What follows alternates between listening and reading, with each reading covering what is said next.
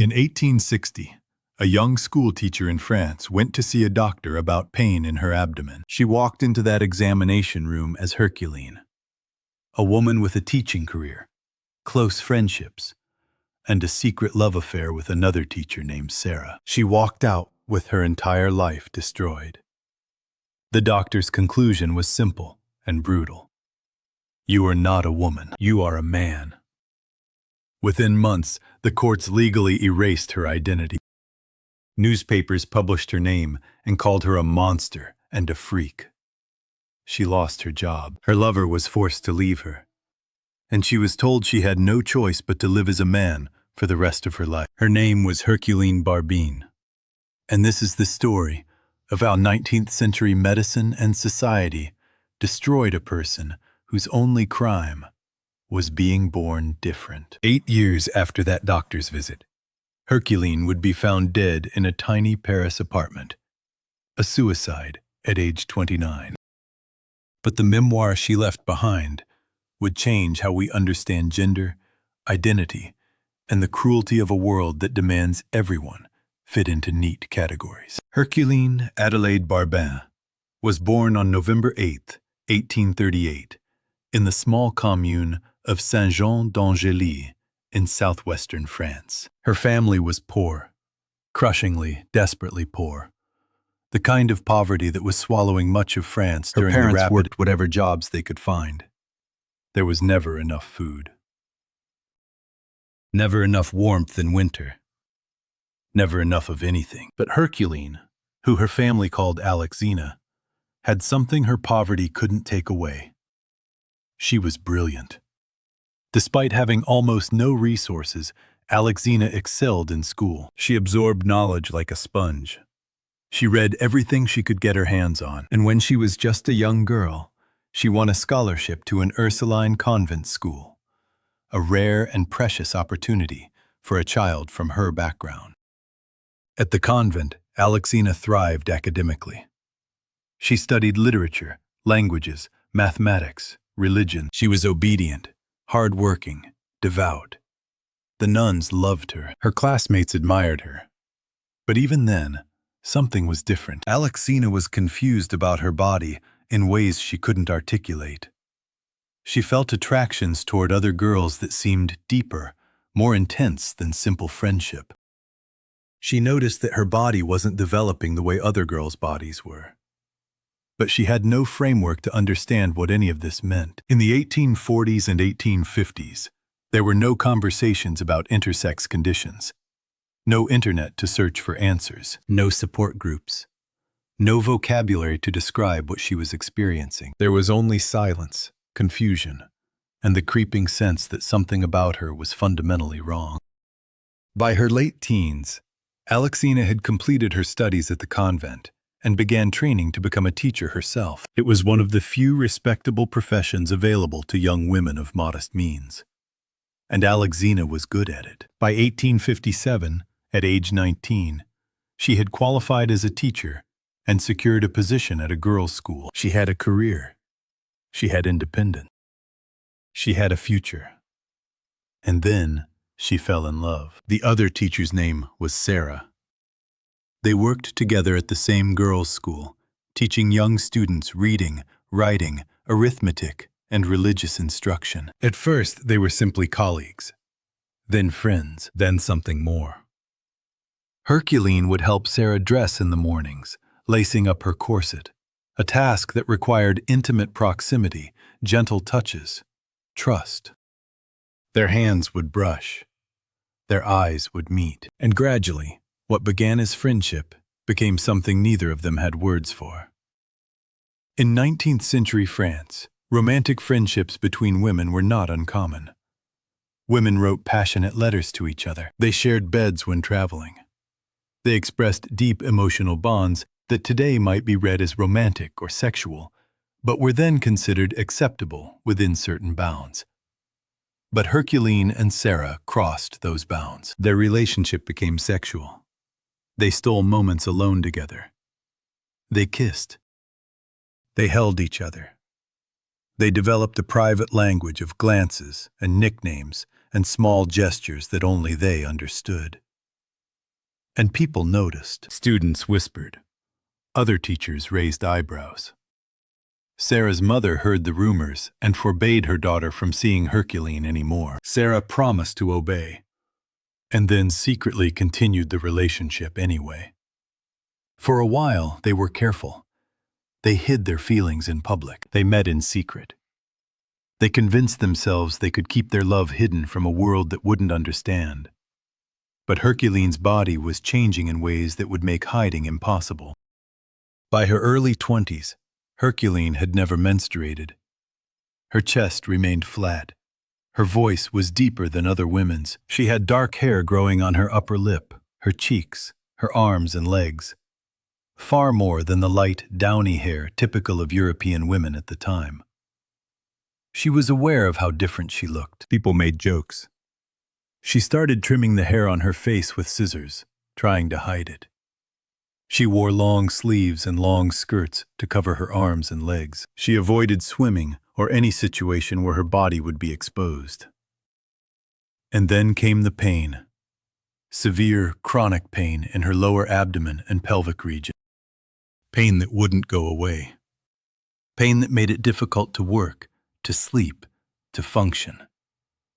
In an era before modern gynecology, Herculine had nowhere to turn. Women's health was deeply stigmatized. Discussing bodily functions was considered shameful. Most young women suffered in silence rather than seek medical help. But Herculine was desperate.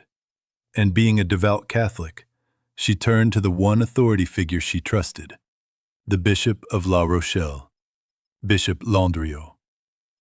Landriot listened to her description of the pain and suggested she see a doctor, a man named Dr. Chenet. Herculine, trusting the bishop's judgment, agreed. It was the decision that would destroy her life. Dr. Chesnet conducted a physical examination of Herculine Barbin, and what he found shocked him. Herculine had both male and female sexual characteristics. She had a small vaginal opening. She had an underdeveloped penis. She had internal testes that had never descended. Her body was a mosaic of traits that 19th century medicine had no framework to understand. Today, we would recognize this as an intersex condition, specifically a form of 46, XX testicular difference of sex development, though exact diagnosis is impossible without modern genetic testing. Intersex conditions are far more common than most people realize. Approximately 1.7% of the population, about 1 in 60 people, has some form of intersex traits. But in 1860, doctors had no sophisticated understanding of chromosomes, hormones, or sexual development. They only had rigid categories, male or female. And when someone didn't fit neatly into one box, the medical establishment panicked. Dr. Chesnet wrote detailed medical reports. He consulted other doctors. They conducted more examinations, intimate, invasive, humiliating examinations in which Herculine was treated less like a patient and more like a scientific specimen. And then they made their ruling. Herculine Barbin was in fact male. Think about what that meant. For 22 years, Herculine had lived as a woman. She had been raised as a girl.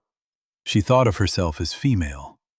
Her entire identity, her social world, her sense of self, all of it was built on being Herculine, a woman. And now, a group of male doctors, strangers who had examined her body for a few hours, were telling her that everything she knew about herself was wrong. The news spread quickly. Within weeks, Herculine's case had become a sensation in Western France. Newspapers picked up the story. People gossiped in cafes and churches. The media coverage was brutal, sensationalist, and cruel. Headlines called her the girl who was actually a young man. Articles described her as having used her situation to seduce young women. The words monster and freak appeared again and again. A legal case was opened. The courts reviewed the medical evidence. And in 1860, a judge issued a ruling. Herculine Adelaide Barbin was legally male. Her birth certificate would be amended. She would be forced to adopt a male name and live as a man for the rest of her life. There was no consideration of what Herculine wanted. No discussion of her feelings, her identity, her sense of self. The medical establishment and the legal system had made their decision, and she had no choice but to comply. Herculine lost her teaching job. She could no longer work in a girls' school if she was legally male. Her relationship with Sara ended. They were now classified as two men, and continuing the relationship would have been a criminal offense. Her entire life was dismantled in a matter of months, and through it all, Herculine was treated not as a person experiencing trauma, but as a curiosity, a medical oddity, a problem to be solved. In the early 1860s, Herculine left her hometown and moved to Paris. She had no job, no friends in the city, very little money, and a new name she hadn't chosen. Abel Barbin, a masculine version of Adelaide. Paris in the 1860s was a city of extremes. It was the cultural capital of Europe, a place of grand boulevards, glittering theaters, intellectual cafes, and artistic innovation. But it was also a city of brutal inequality, where the poor lived in squalid tenements and died young from disease and malnutrition. Abel Barbin fell into the latter category. She, and it's worth noting that in her own memoir, Herculine continued to use feminine pronouns for herself, so that's what we'll use here, struggled to find work. Men were expected to have trades, apprenticeships, connections. Herculine had none of these things. Her training was as a teacher, but that career was now closed to her. She took odd jobs when she could find them. Manual labor, menial tasks, work that paid barely enough to survive. She moved from one cheap apartment to another, each smaller and more depressing than the last, and she was utterly, devastatingly alone. Her memoir from this period is one of the most heartbreaking documents in 19th century French literature. Listen to this passage. "I have suffered much, and I have suffered alone. Alone, forsaken by everyone. My place was not marked out in this world that shunned me, that had cursed me. Not a living creature was to share in this immense sorrow that seized me when I left my childhood. At that age when everything is beautiful, because everything is young and bright with the future." She wrote about the loss of her female identity with profound grief. "At that age, when a woman's graces unfold, I had neither that free and easy bearing, nor the well-rounded limbs that reveal youth in full bloom. My complexion, with its sickly pallor, denoted a condition of chronic ill health. My features had a certain hardness that one could not help noticing. My upper lip and a part of my cheeks were covered by a light down that increased as the days passed." These are not the words of someone celebrating a transition to a male identity. These are the words of someone mourning the loss of who they were, and being forced into an identity that felt fundamentally wrong. Herculine wasn't trans in the way we understand that term today. She didn't reject her female identity voluntarily. It was ripped away from her by doctors, judges, and a society that couldn't accept the existence of someone who didn't fit neatly into male or female categories. She was forced to become Abel. And Abel was a person she didn't recognize, a shell, a legal fiction imposed by others. In her tiny Paris apartment, Herculine wrote compulsively, trying to understand what had happened to her, trying to make sense of a world that had rejected her so completely. By the mid-1860s, she was living in extreme poverty. Her apartment had only 4 pieces of furniture: a bed, a table, a chair, and a small desk. That was it. Everything else had been sold or lost. She had chronic health problems, partly from her intersex condition, partly from malnutrition and the stress of her situation. She was isolated, depressed, and increasingly hopeless. And then, in February 1868, she made a final decision. On a cold February day in 1868, the concierge of an apartment building on the Rue de l'École de Médecine in the Latin Quarter of Paris, just a few streets from the Sorbonne, noticed a smell coming from one of the rooms. He knocked. No answer. He used his key to open the door. Inside, he found Herculine Barbin's body. She had lit her coal and gas-fired stove, sealed the windows and door cracks, and inhaled the fumes until she lost consciousness. It was a method of suicide that was tragically common in 19th century Paris. Cheap, accessible, and relatively quick. Investigators concluded it was not an accident. Her body was positioned deliberately near the stove, and on the small desk in her room, they found what amounted to a suicide note addressed to her mother. The exact date of her death is unknown. By the time her body was discovered, she had been dead for several days, and 19th century forensic science couldn't determine a precise time of death. We only know it was sometime in February 1868. She was 29 years old. Her few possessions, the bed, table, chair, and desk, were inventoried by the authorities. There was almost nothing else. No photographs, no keepsakes, no evidence of friends or family who might claim her body. But there was the memoir. Handwritten pages covering years of her life, her thoughts, her pain, her attempts to understand why the world had treated her this way. The memoir would eventually be published, first in excerpts in 1872, then in full editions later, but Herculine never saw it in print. She died believing her story would be forgotten, that she had suffered and died alone for nothing. She was wrong. Herculine Barbin's memoir is a remarkable document for several reasons. First, it's one of the only first-person accounts we have from an intersex person living in the 19th century. Most historical records about intersex people were written by doctors, judges, or journalists. People observing from the outside, treating intersex individuals as curiosities rather than human beings. Herculine's memoir is different. It's written in her own voice.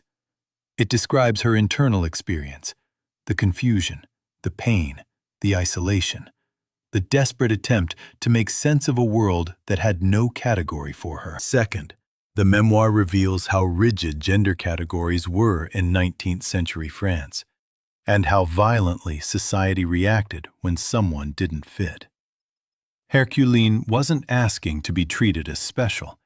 She just wanted to live her life, to teach, to love Sara, to exist as the person she understood herself to be. But 19th century medicine and law couldn't tolerate that kind of ambiguity. They needed her to be one thing or the other, male or female. When they decided she was male, they destroyed everything she had built as a woman and forced her into a role she had never wanted. Third, the memoir became foundational to our modern understanding of how gender is socially constructed. In the 1970s, the famous French philosopher Michel Foucault became interested in Herculine Barbin's story. Foucault was researching his groundbreaking work, The History of Sexuality, and he saw in Herculine's life a perfect example of how 19th century society had shifted toward what he called gender rigidity. Foucault argued that earlier societies, ancient Greece, medieval Arab cultures, had been more accepting of gender fluidity and intersex individuals. But by the 19th century, Western medicine and law had become obsessed with categorizing everyone as strictly male or female, and anyone who fell outside those categories was pathologized, ostracized, or forced to choose.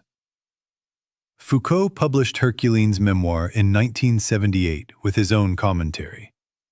The English translation, titled Herculine Barbin, being the recently discovered memoirs of a 19th-century French hermaphrodite, appeared in 1980, and it had a huge impact. Feminist scholars, queer theorists, and gender studies academics seized on Herculine's story as proof that gender is not a simple biological fact, but a complex social construction enforced through medicine, law, and culture.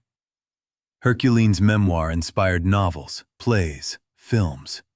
Jeffrey Eugenides' Pulitzer Prize-winning novel Middlesex was directly influenced by her story.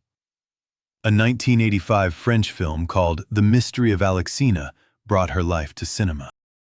November 8th, Herculine's birthday, is now observed as Intersex Day of Remembrance, a day to honor intersex people who have suffered discrimination, violence, and erasure. All of this happened because Herculine, in her final months of life, sat at that tiny desk in her freezing Paris apartment and wrote down her story. Herculine Barbin's story is not just a historical tragedy. It's a warning. Because everything that was done to her, the invasive medical examinations, the public shaming, the legal erasure of her identity, the forced correction of her gender, was done in the name of science, medicine, and social order. The doctors who examined her believed they were helping. The judges who legally reassigned her gender believed they were clarifying a confusing situation.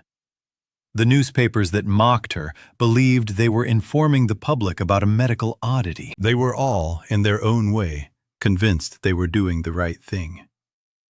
And they destroyed her. Today, we like to think we've moved past that kind of cruelty. We have better medical understanding of intersex conditions.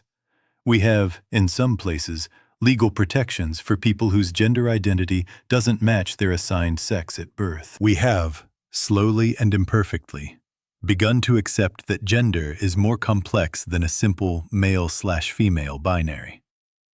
But intersex people still face discrimination. They still undergo unnecessary corrective surgeries as infants, surgeries that can cause lifelong physical and psychological harm. They still struggle to have their identities recognized legally. They still face violence, ostracism, and erasure. Herculine Barbin died in 1868. But the world that killed her hasn't disappeared. It's just evolved. Her story reminds us that categories, male, female, normal, abnormal, are not neutral. They're tools of power. And when we use those categories to force people into boxes they don't fit, we do real harm to real human beings. Herculine deserved better. She deserved to live as herself, whoever that was. She deserved to teach, to love Sara, to exist without shame.